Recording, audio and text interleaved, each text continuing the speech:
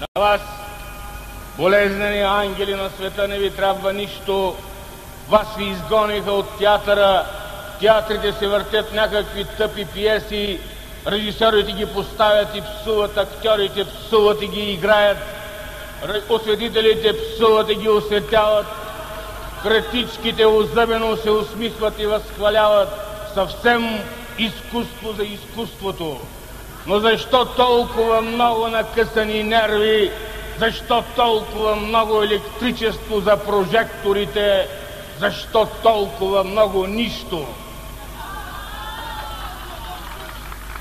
Киното стана недостъпно за всички ни, а телевизията вони като духовен публичен дом.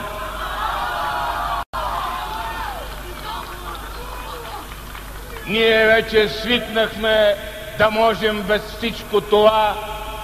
Господи, каква изумителна свобода! Ние вече свикнахме да можем без всичко.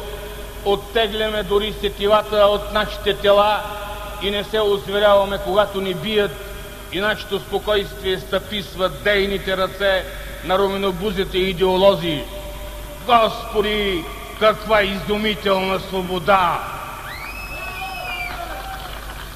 Вече свикнахме и с това да не разговаряме помежду си. Вече никой не може да ни подслушва.